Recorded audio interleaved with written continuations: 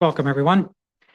Call this meeting for June 25th, 2024, meeting of council to order at 5:30 p.m. This meeting will be held in a hybrid manner where members of council, staff, and the public can participate electronically. This meeting is being live streamed and recorded and will be available on the township website. Notice is hereby provided that under the authority of the Municipal Act 2001 and in accordance with the Municipal Freedom of Information and Protection of Privacy Act, that all information obtained is considered part of the public record. All rules apply to the meeting as if everyone was in attendance in person, and if there is a problem with the technology impacting the proceedings of the meeting may be recessed. At this time, I would ask everyone to rise for the playing of the national anthem.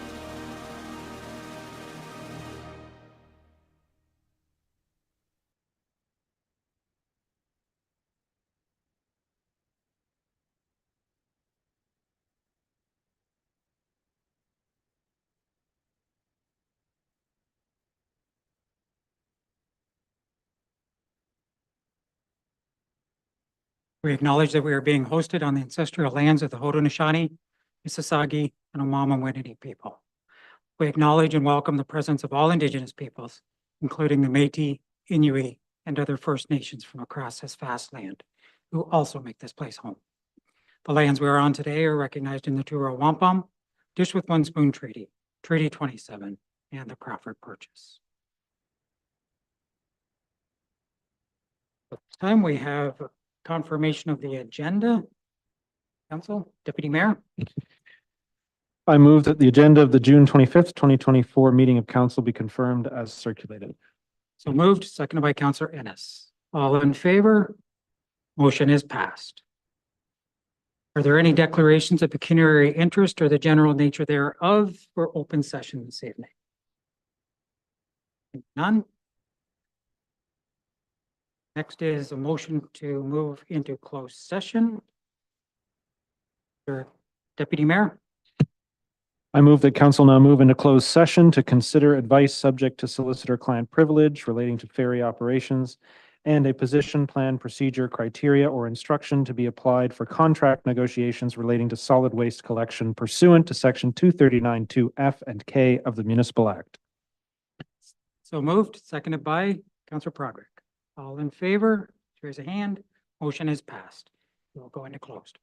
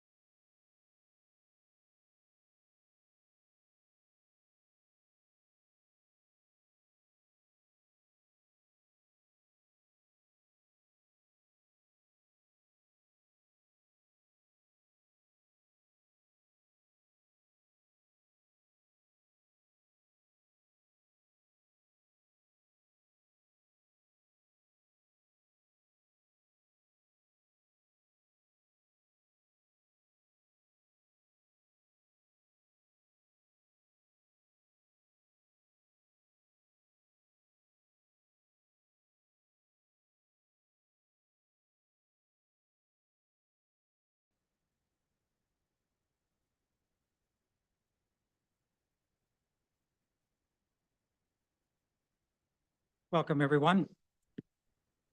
Sorry about being a little delayed getting started in the open session reconvening. The meeting actually started at 5:30 this evening and we were in closed session until now. Um, Hence us being a little bit late. And just because there's some people in the audience who weren't here when we opened the meeting's being held in a hybrid manner where council members, staff, and the public can participate electronically.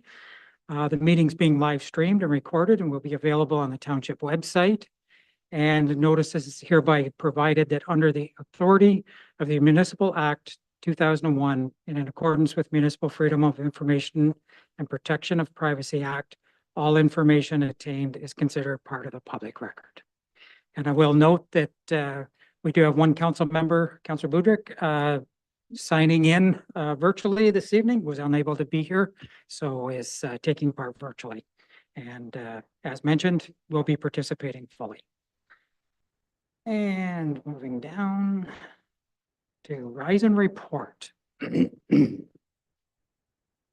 Have a motion that will be coming up, and while that's coming up on the screen, I'm just going to mention that I did declare a conflict of interest in closed session on one item due to the fact that I am an employee of one of the um, discussions that was being held. Mark has been submitted. So we have a recommendation resolution on the screen. And at this point, we'll have a council member move and seconded it so we can pass it in open. Councillor Prodrick. Thank you, Your Worship. That the report from the Community and Customer Service Department Public Works Division dated June 25th, 2024, titled Solid Waste Collection Contract Extension be received, and two, that council authorize staff to enter negotiations with Waste Connections of Canada through a non-competitive approval process to extend the solid waste collection disposal of non-recyclables RFP 2013-05 contract up to December 1st, 2026 upon mutual agreement of both parties.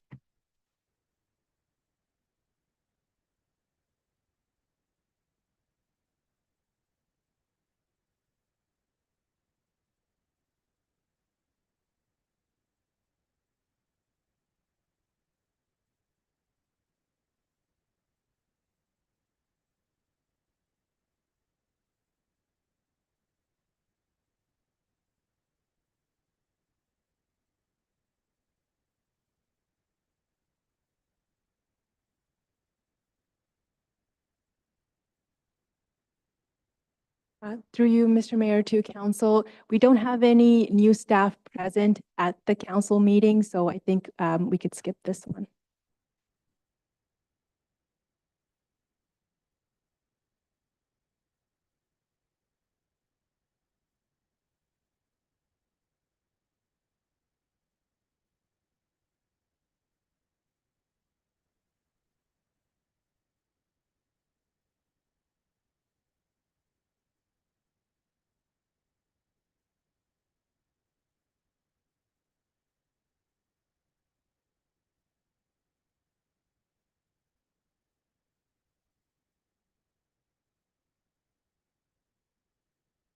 Through you, your worship, that we had no one registered.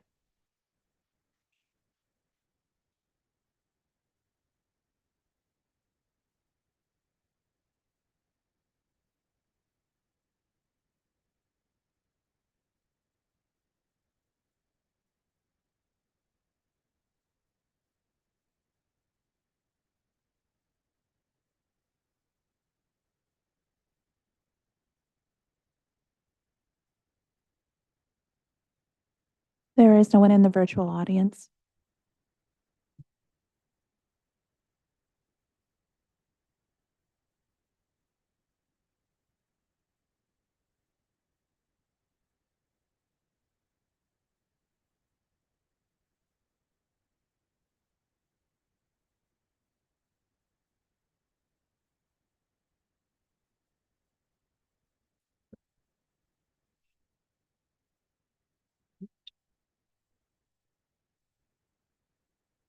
Thank you.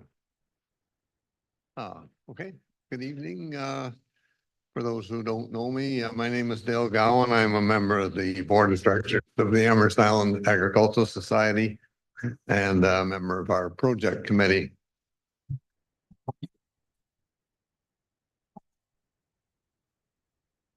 Oh.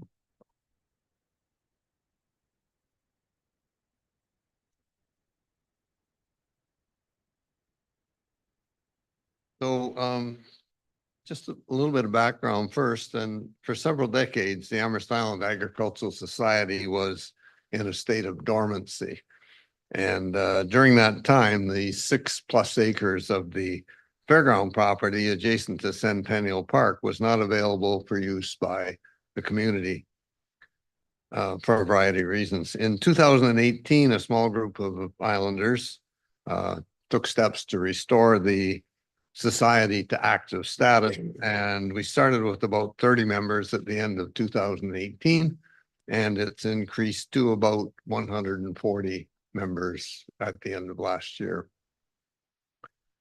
Early on, it was recognized that in order to be a focal point for community events, a shelter of some sort would be required. In the fall of last year, we began to seriously look at design options and that would provide some shelter from sun or rain and be a focal point for events that would be perhaps our best option. We developed a project cost estimate and decided to apply for a Renewable Energy Vibrancy Fund grant. So the fairground is currently zoned open space OS3, which allows a farmer's market, but it wasn't clear from the zoning whether what we were proposing would be acceptable. So in December, we met with Township Planning and Engineering staff to discuss our proposal. During discussions with staff, we were advised that although our proposal was in line with open space zone allowed uses, and in OS zone would require a full site plan approval application. So yes, it didn't seem appropriate for this proposal, but we were advised that that wasn't an option. And we were also advised so change application.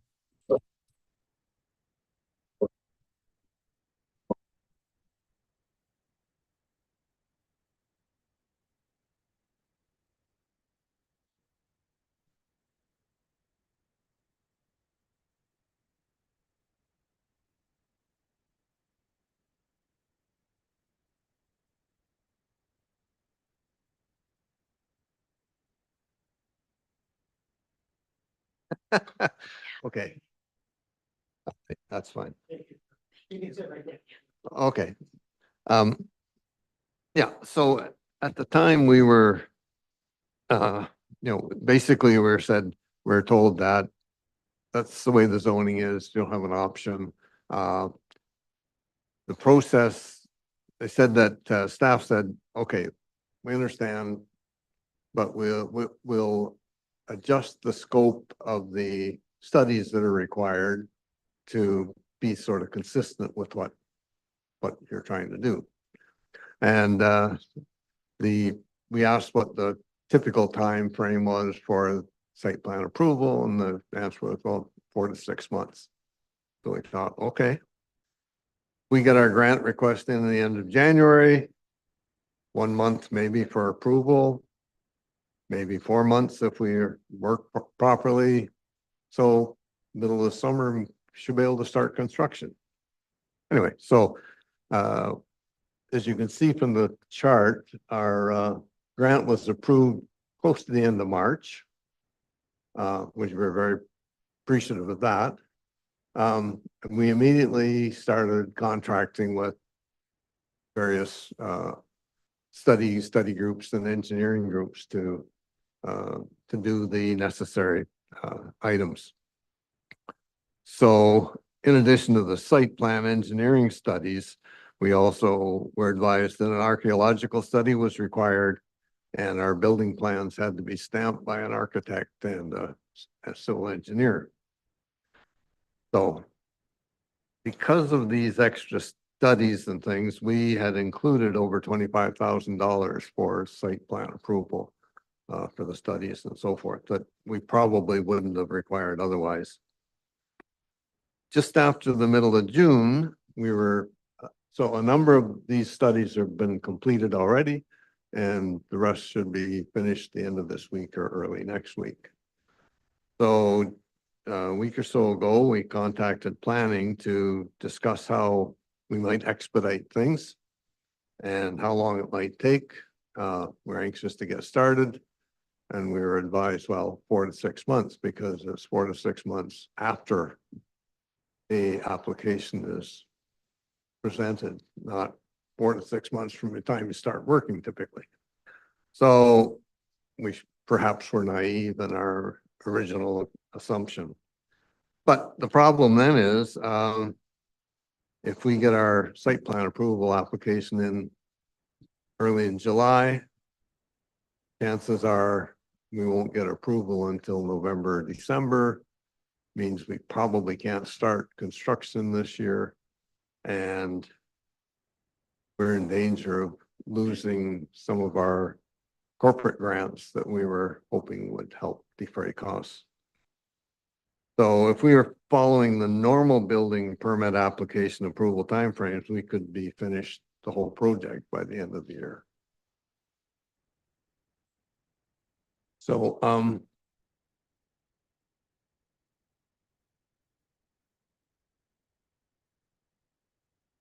doing the wrong thing here.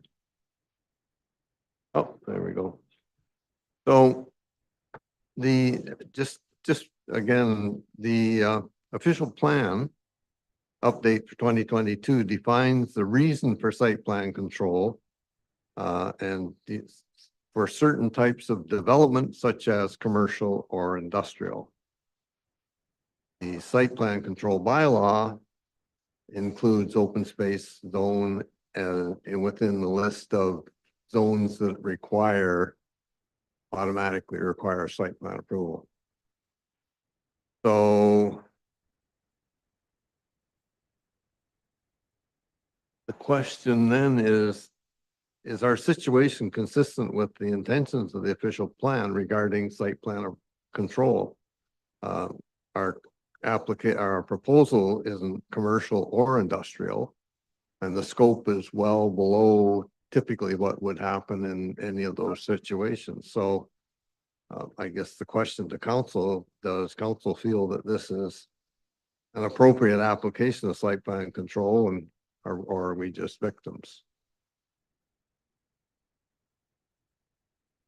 So going forward, as I mentioned, our start of construction probably will be delayed until the end of the year or start next year.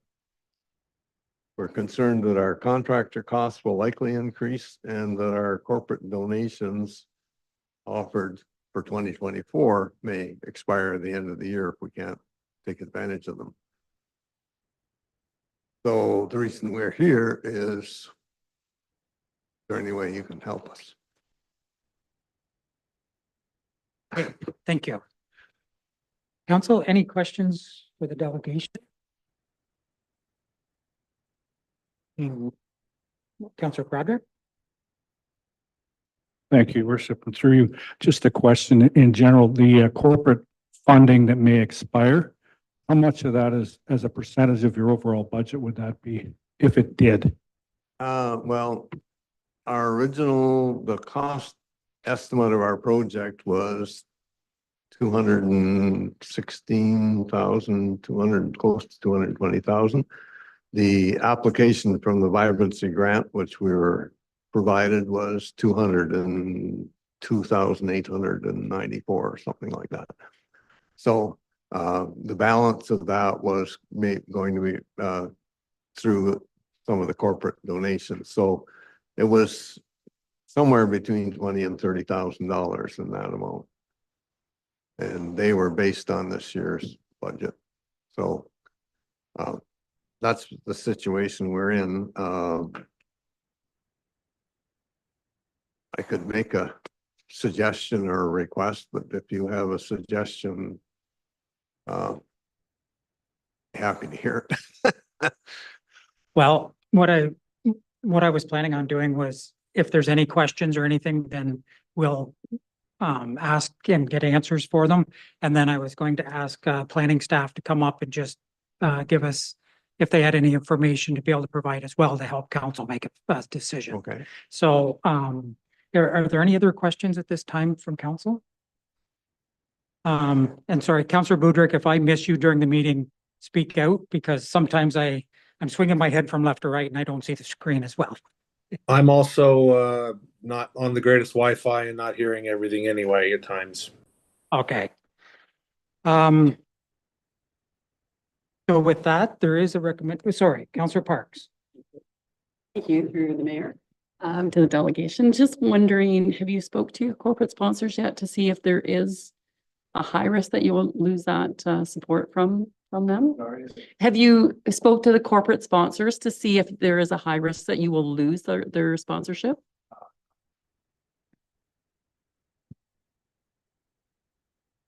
Okay. And if there's no further questions, I'd entertain a motion. There's a recommendation on the agenda. Councillor Willis? Oh, sorry, Councillor Broderick, do you have another question? Just if I may. Okay, we'll take that question first. Thank you, Your Worship. Just so I'm clear, so all on your timeline, you've met with planning, you've got your grant, been approved by council. Your archaeological services, that's done? Or? Okay, Can you, done.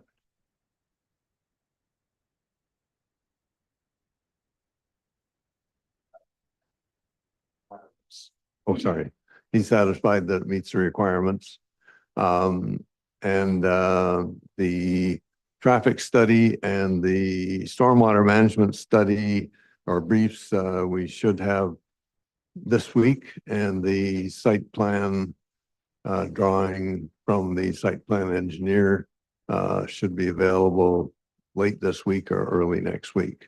So we would be in a position to submit a site plan application at that point.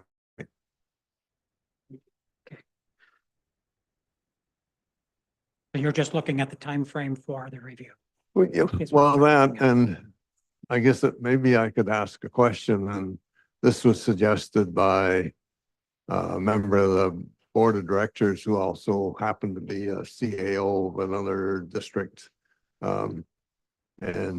She had suggested that we might ask council to consider conditional approval in advance of final approval at the end of the process.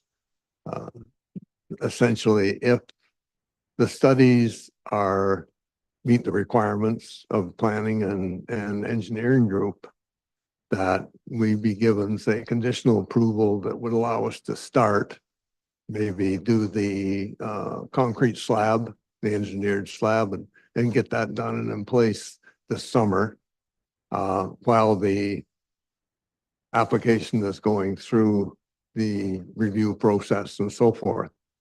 I mean, that would be a tremendous help for us. That would remove our concerns about our corporate donors. And we want to do things properly, but we'd really like to get it done as soon as we can. That's Okay, thank you. That clarifies a lot. okay. Councillor Willis? Thank you very much. Sure, go ahead with the motion. I would move that the delegation by Dale Gowan, Amherst Island Agricultural Society Board member regarding the pavilion project be received, and that staff be asked to return to council at the next meeting with a report that includes options that would allow us to speed up the process, Now, if that's possible for the next meeting. If in case there was any information that was pertinent to this, that would assist us as well. So, without receiving that, Mhm. you can present the motion the way it was.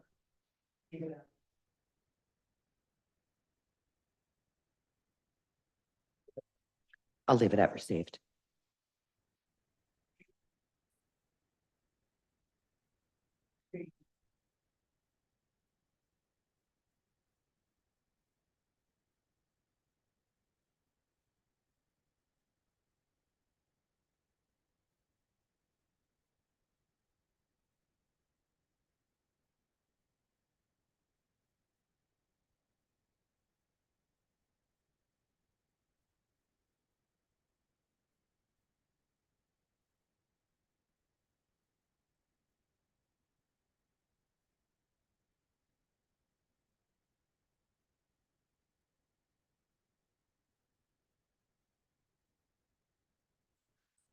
So thank you, Your Worship, for giving us the opportunity and through you. So I'm very concerned with the short turnaround to make the next council meeting. There's only like 2 or 3 days left before we can do this. And if we're looking at making changes to bylaws and to processes, we need to provide an analysis. And it is simply not possible to be able to meet that timeline of coming back to council for the July 9th meeting. But we do have some proposals if we could do that. Please share. Yes, through your worship. So in regards, what I can say is for smaller scale site plans, which this one would fall under, studies are scoped, which they were in this case. So for example, rather than a full comprehensive traffic impact study, it's a more minor traffic brief. So you're not doing the more intense review in the review times as a larger scale site plan, as an example. The 4 to 6 months is kind of given as that's generally what we look at for most site plans in terms of using the ballpark figure of most require 3 submissions. But if the submission that comes in is a high quality submission and addresses all and properly addresses and are prepared well, then that timeline can be cut significantly. So it would be difficult to actually say 4 to 6 months when we have not received the application yet. Other things so that can't be confirmed. We do have our process timelines that we require almost a month for comments back. The CRCA is a review authority on this. They have requested stormwater management and they want to review that, a stormwater management brief. So we stick to our timelines with our agencies that way. Things that we can look at, the suggestion I can confirm about getting conditional approvals by council. Council does not have the authority under the Planning Act to approve or conditionally approve site plans anymore. So that was part of legislation changes made by the province. So there is nothing that can be brought to council to conditionally approve site plans. One thing that we can look at is when the application is at a good point that we're at agreement preparation, we can, and I can't speak for the chief building official, but we can, have a discussion about a potential conditional building permit when the site plan issues have been addressed to alleviate some timelines in terms of, some of the waiting for some of the legal pieces and getting an agreement together and so on. So that's, if everything's addressed, that's something that has been entertained before, and we can speak to him in regards to whether he would be interested in that as well. Okay. So until you receive it, it's pretty hard to say timeframes, and if I'm understanding it correctly. If the quality is good, it may be expedited. Okay. Any questions from council? Councillor Broderick. And this is maybe in a general sense, but somebody comes and asks for a plan or whatever. They have a pre-meeting with the township. And the township, I assume, makes some kind of comments, tells them whether it's in writing or orally, you need to do this, this, and this. So that person turns around, does this, this, and this, and makes good on it and submits. Then it's 4 to 6 months after that. Even if they've met all the requirements of the township in the pre-meeting. Like, I guess what I'm trying to get at is, if they've met all the requirements, aside from the CRCA, is there any other roadblocks in the way? Yes, through Mr. Mayor, Councillor Project, there can be depending on what is submitted. So for example, I'm not saying in this case, but just in general, you could submit a traffic brief that does not follow proper traffic engineering review, for example. Sometimes we can obtain reports that are not done standard, or they could not be done they're submitted, but they're not prepared by a qualified professional. So we can't accept it. So then they have to go back and get it prepared by a qualified professional. So it just depends on what's received. So sometimes we receive like everything is comprehensive and it's in there. But just because we're telling them what needs to come in, sometimes consultants don't always deliver that. And so and that's where you're going to get comments back that say, hey, you missed, A, B, and C, D were not analyzed. And then that will take time then for the consultant to resubmit and update their study. And I could follow up maybe in this specific case then. They provided the engineering stamped, I can't even read it, it's so small. Okay, professional licensed engineer. So that's one. So if all the data, all the stuff comes in then that has all these stamps, does the township still go through them extensively? And would I hear this, I'm just going on what I've heard. Is there another thing that may came up, the township missed something, or what about this? I'm just, because I would guess that most people, and I'm talking specifically this group, don't have the professional background in terms of all of this. They're just trying to do a small project and get it done. And I guess my only comment would be, if somebody did a 10 by 10 cement base, do they need approval for that? And then obviously, the bigger the base, the more likely there's going to be approval, because I know what the bylaw says for sheds, et cetera, et cetera. I'm just wondering what, in terms of if they did their foundation or their floor, what kind of permits would they have to get that first step done, I guess?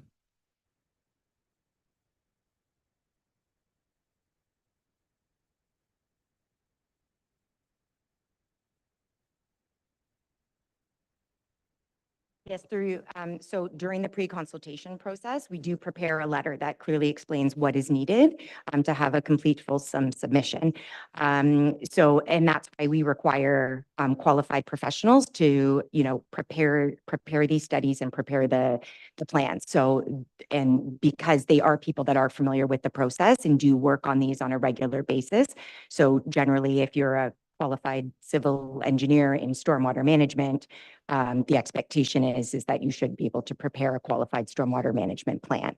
It doesn't necessarily mean that's what's going to happen. And that's why we're here in our engineering staff and planning staff to do that quality review on that as well. In terms of if it's just a 10 by 10 structure, likely that's exempted out of the site plan control bylaw. So not everything is going to require site plan control. In this particular case, they have met the threshold where they where it is required. So to review grading and drainage, and the grading plans come in, and it's our engineers on staff that are experts in that and review to ensure there's not going to be drainage issues, for example. Just to finish up, so in terms of their base or whatever the size is, there's no shortcuts to that, because like, could they make an application just to put that down and then in the spring finish it off? Or does it all have to come in as one? Through you, the chief building official would not be able to issue a permit because the site plan control bylaw is applicable law. So a permit cannot be issued until the site plan control process is gone through. Okay, thank you. Councillor Willis. If they were only doing the cement pad, does that require a building permit? Through, yes, I believe it would. And there's intent for things to go above the cement pad. So the chief building official won't, like the building department won't receive, a foundation permit just to do a foundation when there's other, like they need to know what's going on top of it. And then you have to give all that information, which is then kicks off site plan control. Assuming that the package that comes in, I assume next week sometime, is done properly, and it looks like they've used the right professionals to get it all done. A month for the CRCA review, is it your experience that they take that month, or is that just an estimate? Through you, we have a 4-week timeline on site plan control submissions. It's important to note we are reviewing multiple site plan submissions right now in first submission, second submission, third submission. So, so we generally keep to that standard. In changing 1 to 1 week, it likely wouldn't be deliverable to get comments back in that time without delaying and putting on the back burner other site plan control submissions that people are also waiting for to get our comments on. It would impact another file and not meeting those timelines that we've laid out for other applicants. And just the work process, just so I understand it. So things are happening concurrently, correct? So it gets sent to the CRCA. It's there with them for 4 weeks, but in the meantime, our internal people are also looking. And so if you assume that the package that comes in is good to go, what realistically is the timeline that it's going to take to get it approved that they could start construction?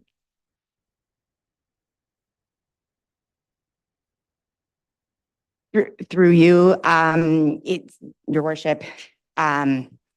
Again, hard to say. Then you're looking if a conditional permit would be issued by the CBO, then it would be a lot quicker. If it's all there, then it would be within a month that you could approve the site plan if everything comes in, because then our first round of comments that are all due within 4 weeks would all result in we have no further comments. We can proceed right to an agreement. Sorry, through your worship, if I could add, so like realistically, again, like we deal with site plan files a lot, and in my 5 years in this role, I've seen one application that went through in 3 submissions, and their, the data, the information they provided was of high quality. So if you're asking realistically, it may not be realistic to think that one submission will do the trick. Now, this is not as a complex site plan as the file I'm referring to. But again, we're trying to manage expectation here. And if you're asking my opinion, I think realistically to me mean probably 2 submissions. I don't see an application being submitted and there's absolutely no questions that we need to go back to the applicant with after one application. Potentially 2.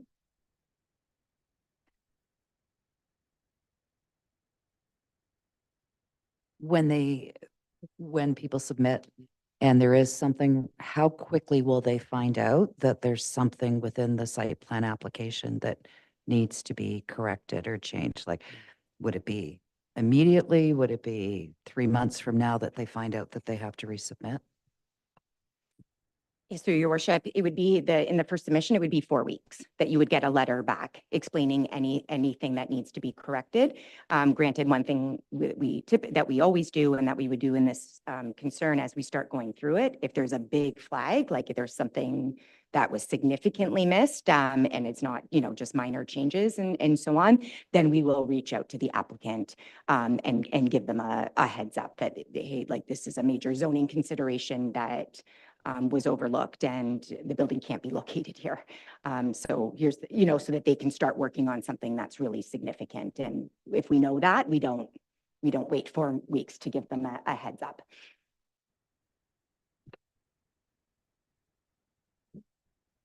Any other questions at this time for staff? Being none, thank you for providing that information. And I would entertain a motion at this time to either receive the information from staff or if there's any further information or direction they wish to provide. Okay. Okay. Just for clarification, thank you. So with that, is there anything further from council? Seeing none, thank you very much for that information.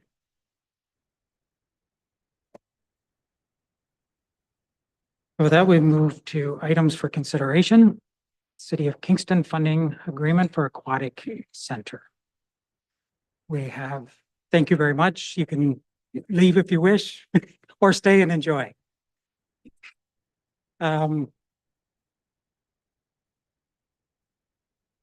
There's a recommendation with the report. Can we put a motion on the floor so we can deal with this item? Councillor Willis. Move that the report from the CAO's office dated June 25th, 2024, re City of Kingston funding agreement for aquatic center be received, and that council authorize the mayor and CAO to execute the funding agreement as attached. So moved. Seconded by Councillor Budrick. I see staff are coming forward is just to answer any questions if there are any. Yes, your worship. Thank you. So with that, it's moved and seconded. Any questions, comments from the mover first?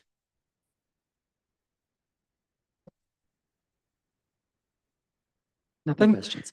From the seconder, Councillor Budrick? None? Any other members of council? Councillor Ennis? Thank you. And through the mayor, just a couple of comments. For me, on the one hand, the capital contribution from the city of Kingston is very welcome. On the other hand, capital costs are sort of one side of the coin. There are substantial operational costs involved in operating a pool, including costs that go beyond the user fees collected. So, a substantial subsidy is required, no matter which way you look at the numbers, as far as I can tell. And so I think, no matter what way you look at the numbers, Loyalist Township residents will need to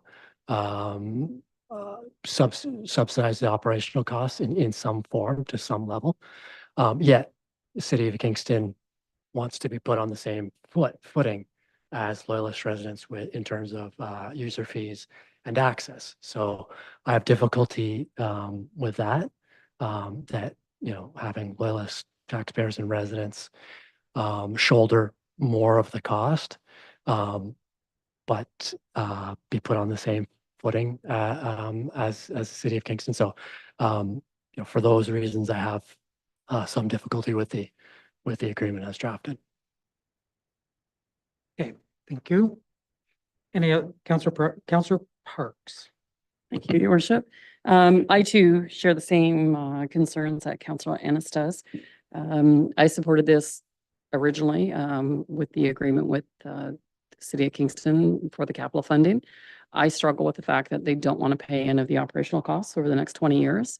I'm concerned 10 years from now, when operational costs are significantly higher than what they are now, what that's going to do to our tax burden. So I, at this point, am on the fence as to whether or not I'll support the. Thank you. I'll go to Councillor Broderick. You're going to have last to speak anyway, Councillor Willis, so I'll go to Councillor Broderick first. Thank you. I'm going to do a history lesson here. My understanding is that residents outside the township have always been able to use our facilities, and there's never been an expectation that wherever they came from, that township or city paid for the operational costs. I look at the operational costs in this case as a way to make sure that our residents get programs. Because if we don't have, that, whatever the number is in different programs, let's say it's 30, then the program gets canceled and our residents get nothing, and there's a pool that's sitting there with nobody in it. That's the way I look at it. The fact that Kingston is giving us 6.55 million, it's I guess it's an acknowledgement that their residents can use our facilities, and they're not getting equal access. If our programming sells out the day it opens, they don't have access, correct? So I just think it's an opportunity to burden some of the finances. Down the road, who knows? You know, I don't know. City of Kingston might open a new pool in 3 years and not have a need. I just think that it's an issue that if we want to run programming, we've got to be able to fill the spots.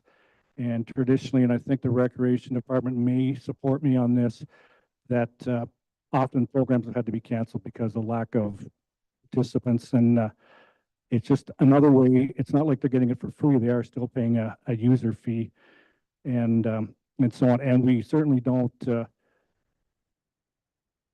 have a problem renting our ice time to Kingston minor hockey or any of that, because we don't expect the city of Kingston to pay the capital when a team rents the ice. So anyways, my 2 cents. I will support the recommendations from staff. Thank you. Councilor Ennis? Thank you. Through the mayor, just to address one point about access. I mean, in terms of getting enough participants to put on a program, I mean, that's one thing. Kind of having access at this for high demand programs that are oversubscribed is an entirely different issue. And if there was no risk there, then why is the city of Kingston demanding that they have access at the same time when the registration goes live? Where historically residents of Loyalist have had 48 hours or whatever it is to register in before it was opened up to non-residents. I'm going to look to staff for any comments or clarification on those points. Certainly, if I understand the comments that are being made, a couple of things. So for this capital contribution, Kingston is asking to waive it with 72 hours that non-residents had to wait before subscribing to programs, registering for programs. Also, council is aware that we just implemented non-resident fees as well, so that the fees for registration are different for residents versus non-residents. So there's a bit of a financial difference there. So essentially, with respect to programming and demands for programming, as is contained in the report, staff will be evaluating in terms of whether there's, if it's all programs or a certain level of programs that are oversubscribed with a waiting list. It's possible that the programs offering are modified slightly. So if you can imagine in kids swimming that there's like 10 to 13-year-olds, it's for some reason it's high then, or it's 5 to 7-year-olds, it's really high. We can modify the programs so that there's more of those types of classes versus others. There's only limited amount to do that, but that's part of how we determine what's offered.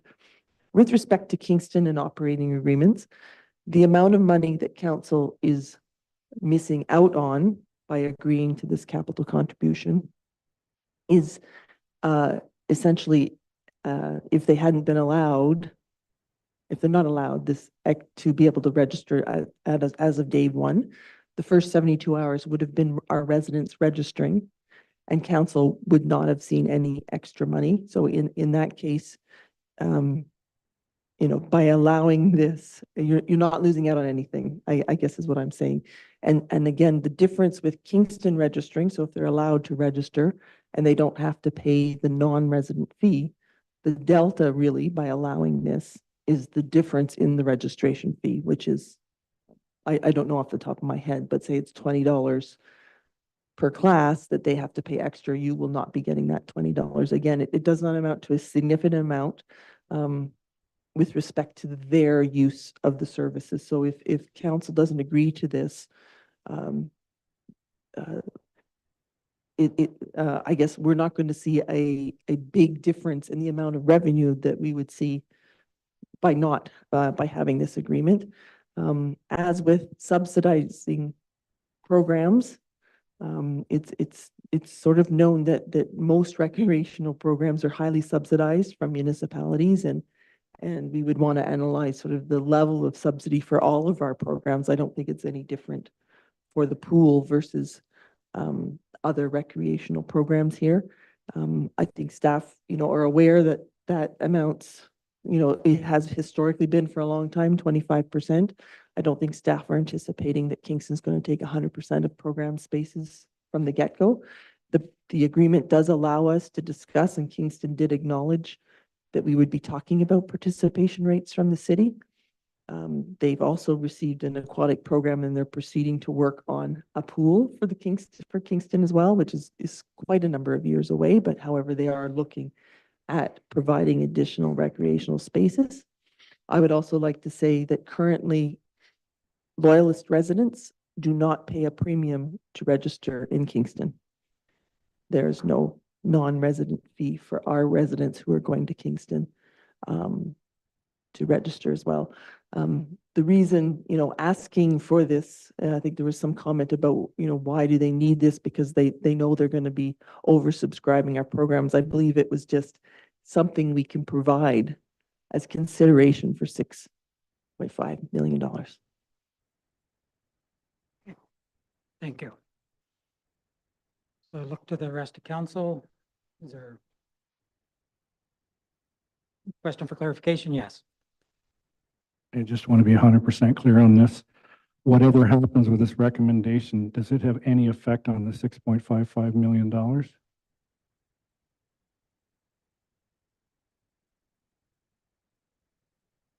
I believe yes. I mean, we require to enter into this agreement in order to obtain that capital cost, that capital contribution, and failure, which it's greater than 2% tax levy if council does not wish to avail itself of this money. Thank you. So everyone seems to be okay. Question for clarification? Yes.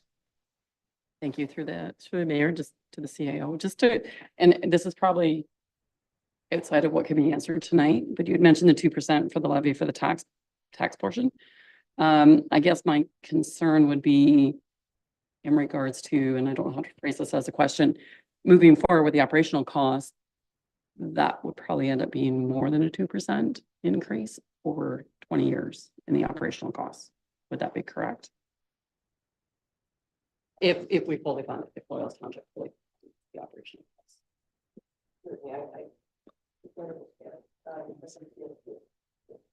The cost of operating the pool is going to increase the tax levy for sure. That cost increase is there regardless of whether or not Kingston residents get preferential treatment or not even, equal treatment. That increase is there.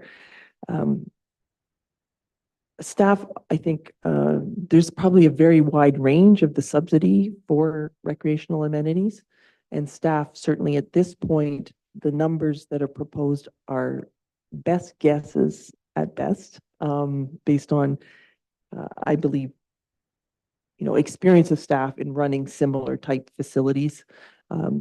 Staff will always be looking for ways to improve that ratio so that the subsidy gets lowered.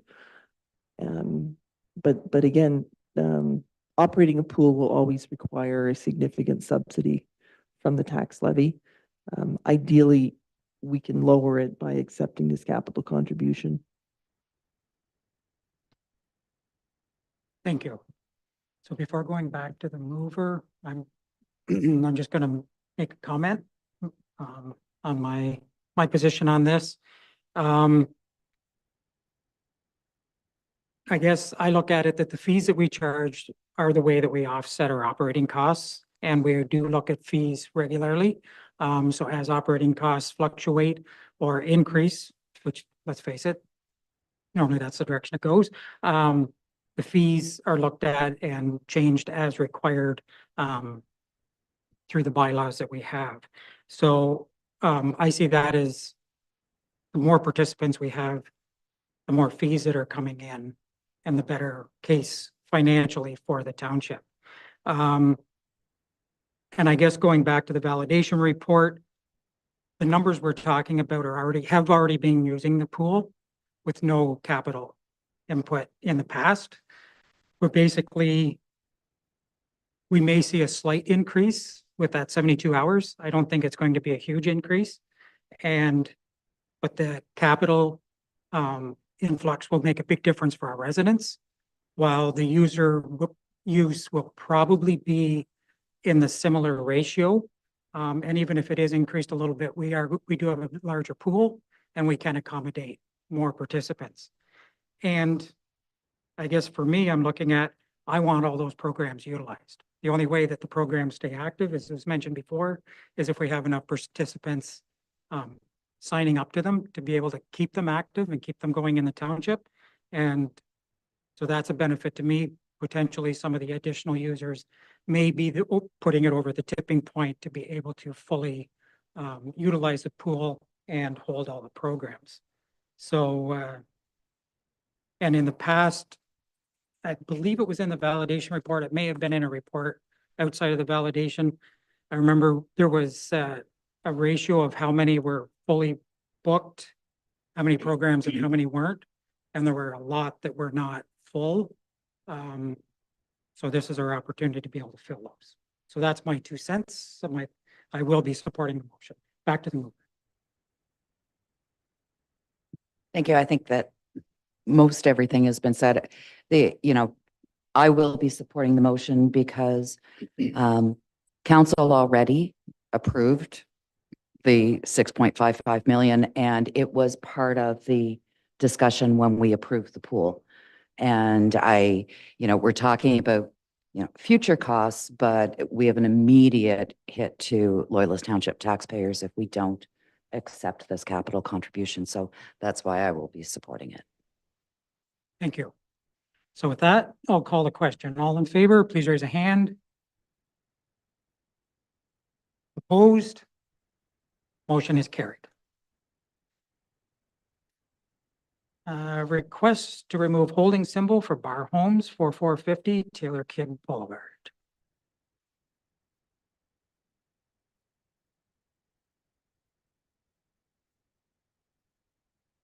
Welcome back. Any information or just here to answer questions? No, nothing further to add, Your Worship, just here to answer questions.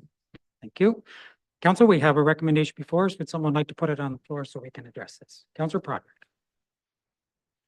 Thank you, Your Worship, that the report from the Development Services Division dated June 25, 2024, read D14-003-2024, request to remove holding symbol Bar Homes 4450 Taylor Kidd Boulevard be received, and that bylaw 2024-68 being a bylaw to remove the holding symbol with respect to 4450 Taylor Kidd Boulevard be enacted and passed. We'll move. Do we have a mover or a seconder? Sorry, Councilor Ennis. Any discussion or questions? Call the question. All in favor? Motion is passed. Thank you. Fees and charges bylaw, Schedule F, Recreation Services Amendment.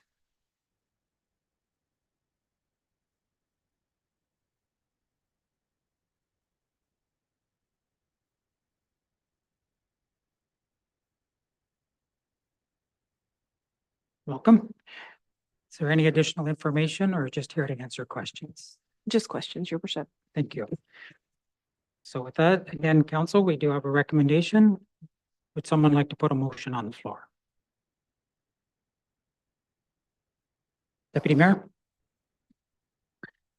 I move that the report from the Community and Customer Services Department, Recreation and Facilities Division, June 25th, 2024, fees and charges bylaw Schedule F, Recreation Services be received. And the fees for the Amherst Island Public School space be implemented as presented. And 3, the bylaw 2024-70, a bylaw to amend bylaw 2022-006, the fees and charges bylaw be enacted and passed. So moved. Do we have a seconder? Councilor Wells, any comments from the mover, seconder, anyone else? Seeing none, I'll call the question. All in favor? Motion is passed. Thank you. Committee of the whole. We're down to notices of motion. Are there any notices of motion to be presented this evening? Being none, any direct motions to be presented? Being none, consent agenda. We have the routine items that are in the consent agenda that can all be approved at once in the one recommendation, or any item can be removed, extracted for discussion. Are there any items that wish to have extracted this evening? Being none, We do have a recommendation if someone would like to put it on the floor. Deputy Mayor. Councillor Parks? Thank you. That I would recommend a motion that all items on the consent agenda dated June the 25th, 2024 be approved as presented and that necessary action be taken. So moved. Seconded by Councillor Broderick. Any comments, mover, seconder, anyone else? Call the question. All in favor? Motion is passed. I believe Councillor Broderick is frozen, so, but we had majority anyway. Okay. So with that, we are down to announcements. Any announcements this evening from council? Being none, I just have one. The Loyalist Cove Marina just had their 25th anniversary of operations. They held a very nice reception, and so just congratulations to them on the 25th anniversary of being the owners of Loyalist Cove Marina and expanding it and being a significant business within the village of Bath. And also acknowledge that they were recognized, I'm going by memory, 7th year, I believe it was, being designated a blue flag, getting the blue flag designation, which is a huge accomplishment for the environment, especially for a marina. 7th year, and I can't remember now how many, but it's like they're one of a handful in Ontario of marinas that have been able to maintain this designation. So congratulations to them. With that, we're down to confirmatory bylaw. Do we have someone that move it? Councillor Broderick.